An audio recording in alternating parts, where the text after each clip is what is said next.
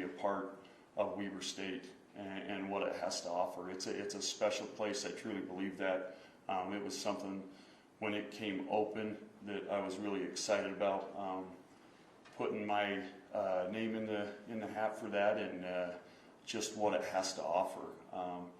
I want to thank a few people. Obviously, Tim Crompton has been amazing through this process, and the hiring committee, believing in a high school guy from a small town. It's a dream come true for me. I'm not going to waste any time thinking of considering that. I'm going to get to work in a hurry and what I need to do here to build this program up, but I can't thank that group enough. It's a big leap by them. That's not lost on me for sure, and I get the importance of that, and that's important to me to prove them right in this process. It's going to be a big part for them believing in what I can do to make them right. So the next part's going to be really hard, because now I'm going to try to go to the family. So my family is everything to me. My wife is our backbone in our group. And then my children, who I'll get to coach again. I don't know how he feels about that. He might not like it. Coach Thompson's done that before. You know how it is coaching your kids. Hopefully Noah's okay with that, and I get a chance to do that again. But my family's been everything, my backbone. Really nothing is a person without them and that group, and want to model that similarly here to the Weber State football team. Build a family where everybody's tight, connected, and cares about each other. So that part I can't thank them enough, and I'm excited to get this thing going. I've spent a lot of time doing the stuff that I don't usually, this is not to sound mean, but that I don't feel is important to putting good football out there. So a lot of media things. Nothing against the media. I love you guys. And doing different things like that, photo shoots, meetings in general. Like I'm really excited to get the part that I know we can make a difference here with these young men and build something special. And that part I'm ready to get rolling on, but I understand there's steps that I need to take in that process. I want to thank a couple people that I really felt had a big hand in helping me, and really more indirectly, but just from a coaching standpoint. Casey Satera, who I grew a lot with as a head coach and was a defensive coordinator in high school. And then Wayne Jones is another one who had a big influence on me and my career, and wanted to just thank those guys and the other coaches that I've been able to serve with and be a coach with, and their influence on me.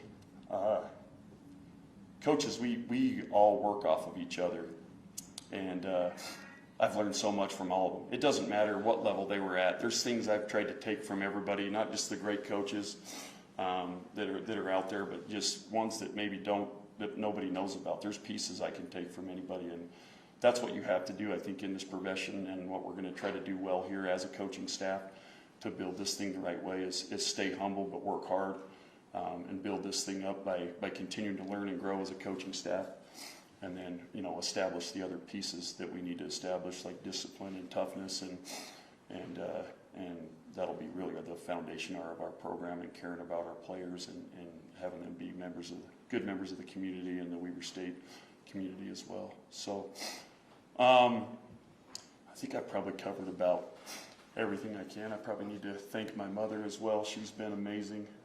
That's a big piece of my life and what she taught me, which was a lot of hard work, a lot of toughness. She's pretty no nonsense, and I learned that from her.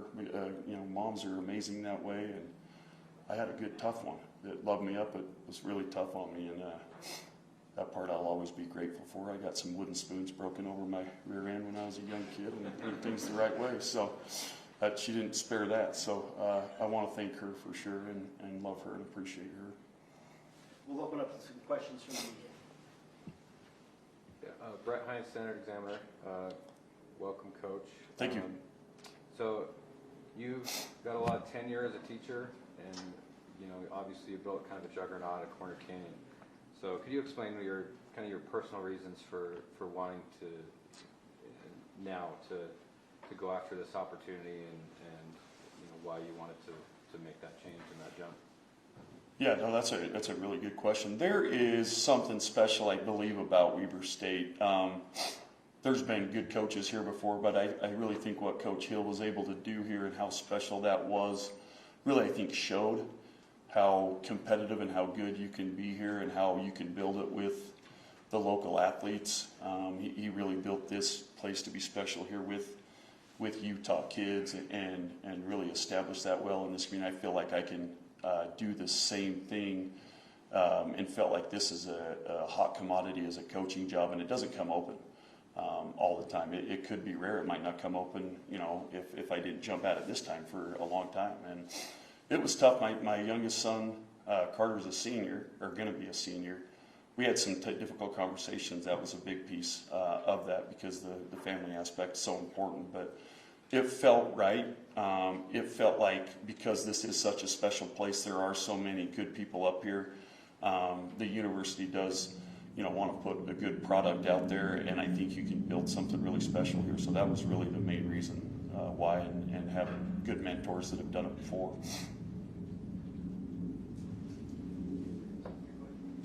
KUTV, 17 years as a head coach here in Utah. How does that help you when it comes to recruiting? I think it gives me a upper hand on knowing what's here and knowing the talent level that's in the community, that's in the state, up and down, all the way from southern Utah on up. It's special here. I think the kids are really driven.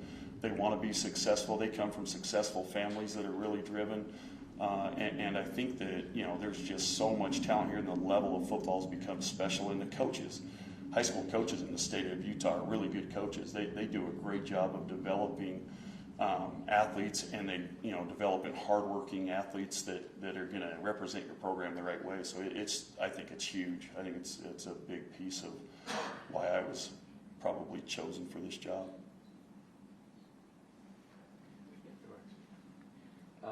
So a lot of people are familiar with what your teams look like, if they follow high school football, but how would you describe maybe the key tenets or principles about how you coach and how you build a program? Yeah, no, that's a good question. So probably the biggest thing we try to build is a toughness factor in our athletes, and a lot of that's built through like our strength and conditioning parts of it, and not just the lifting and the running and the changing direction stuff, but then the way we practice too, our practice tempo and the way we do things there, I think facilitates that pretty well, that toughness and disciplined teams that execute really well. That's kind of what our teams we want to look at, and that are also high character teams, which like sometimes in high school, like that's just a given, right? Depending on how that goes. And here I think you get to recruit that pretty well and build that in how you recruit that. But that's really what we are. And then like from a schematic standpoint, like we want to be really aggressive on both sides of the ball and be really good in all three phases. That's going to always be our goal. Defense is always going to be a really important piece of what we'll try to build, even though a lot of my background's been in offense, but we haven't been as good as we have been because we just play offense. We've been really good in all those phases, so that's going to be a big piece of what we need to get here and get right here and build that part up. And they've been really good here over the course of the years, and they've had good coaches across the board, even up to just recently. They've all been really good on especially that side of the ball. So we'll continue to try to build in that tradition and return to, some of those Coach Hill days where where Weber State was just, one of the top teams in the country defensively. So we want to return to that and still be aggressive and play a fun style of football on offense. And everybody assumes that because we've always had the great quarterback play that we've been so heavy pass game. But if you look at us from a run pass distribution, we've always been more run heavy. We've been at least 55% run and 45 pass. Our numbers, our YPA I've talked about before is really most important pass statistic is yards per attempt, not yards per completion. That's really what we want to have that drive up for efficiency, and then really just run the football from that standpoint. So that's what you can expect. It's fun. We try to tempo up a little bit and try to have the kids have fun. I mean, football's got to be fun for our kids here at Weaver. They've got to enjoy what they're doing. It's a grind. It's a tough job, and they're getting their education as they're doing it. But they need to enjoy what they're doing. We need to have fun and build that. It's going to be disciplined and tough, but they're going to have fun while they do it, and that's my goal. Questions? Take one more question. I'll take one more. So, you touched on it, obviously, the jump from high school to college. That's kind of the elephant in the room, so to speak. Yep. What would you say, what about your experience, do you feel like translates, and maybe this is kind of the pitch that you made in interviews, but Yeah. what do you feel like your years as a head coach translates, and then maybe how do you plan to fill in maybe some of those experience gaps that maybe you'll lean on other people? I like it. You got good questions. I like this. You're on your game over here. So yeah, I mean, real similar to the interview questions for sure. So probably the biggest part of that, like as I sold that from a high school coach standpoint, as a high school head coach, and Coach Thompson knows this. He's done this role too. You wear every hat. So you're a strength conditioning coach. You're developing your program and changing and periodizing your program for the lifting, strength conditioning, speed work, change of direction work. That's me. Like and developing that for our players, that takes a lot just to be able to do that. And then you're doing all your scheme stuff, your game planning, your personnel management, like you're moving guys, changing positions, and then developing like those aspects of it and working on weaknesses and analyzing that. And then I've worked my butt off, like which I don't know. I think a lot of college guys maybe have an idea, but a typical day maybe in the spring for me was get there at 6 in the morning and run a 2-hour lifting session with our high school football kids, and then go teach 4 periods a day with a 30-minute window in between there, and then go right out to track practice for 2 hours. And then if there's not a track meet that day, I'm jumping into driver's ed car for a couple more hours after that. You know what I mean? So it really, like, the work ethic side of it isn't going to be that much of a change. It's just that now, and Coach Hill talked about this a little bit too, is that side of it. Just I get to focus more on football. I get to work on our kids. I get to work on our young men here and really figure out better ways to serve them and build up this program. Did I answer all that pretty good? I'm trying to remember if I missed anything. What else did you throw in there? Was there anything else on that? That's great. Okay. I like it.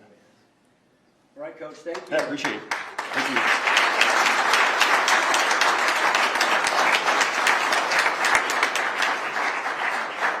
We'll take a few photos with Coach and his family and others, and then we'll have some one-on-ones with the media as well. Thank you, everyone.